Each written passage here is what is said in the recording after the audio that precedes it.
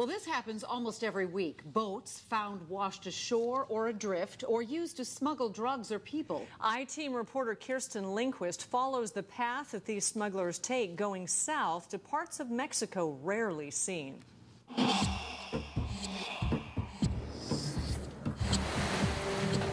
Out here, there are no visible borders, no fence, no armed guards. Just an unforgiving and endless ocean, a perfect place for criminals to go unseen. They come from all different backgrounds, poverty, power.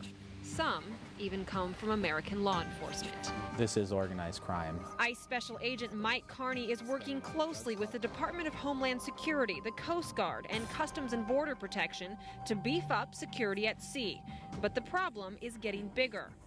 44 undocumented immigrants were taken off boats last year. So far this year, there have been 64.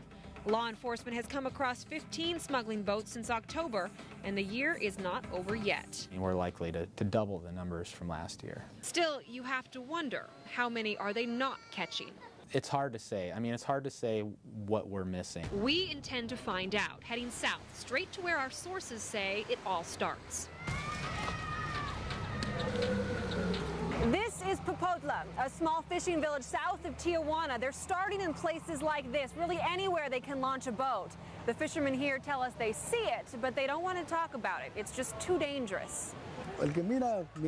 Everybody sees something, but nobody's going to say anything if you know what's good for you. We know some of these fishermen are involved. The organized crime is using the regular fishermen. That's what it is. Carlos Ramos says he's not part of this underground smuggling operation, but he was at one time given the chance. You make your choices. I never did.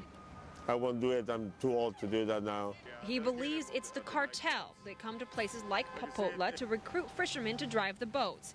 The economy here is tough, and these men are making very little. One boatload of immigrants or drugs can pay what they usually take home in 6 months, even a year. They're going to make 5,000 to 10,000 in one day, or stay here and lose everything. But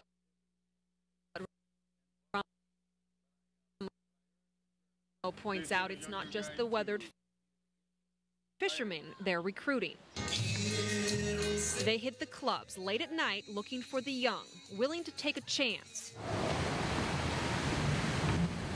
It's these inexperienced men that are often driving the boats we see washed up on shore or found floating for days miles off course. But if they do make it into U.S. waters, Ramos says they are supported from land, constantly in contact by Nextel, dodging Coast Guard, the military, pinpointing the perfect place to dump. And right now, the technology is real easy. There's no way for the Coast Guard to track a radio call. We wonder just how much of this ICE is aware of. Agent Carney confirms what we've been told. We think they switch it up depending on what their intelligence is saying, where law enforcement's at. So they're smart.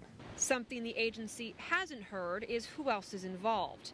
The I-Team has learned that Americans, possibly former Coast Guard personnel or other Department of Homeland Security employees, could be part of the smugglers' organization. In your investigations, you've never come across there being someone on the inside helping these people from a government agency in the U.S.? I'm not aware of any prior incident of corruption that's assisted boat smugglers. But he doesn't entirely doubt it. Carney says easy money is tempting, even to the good guys. There's a lot of money involved in smuggling, and there's going to be a very small percentage of officials that are going to go for that.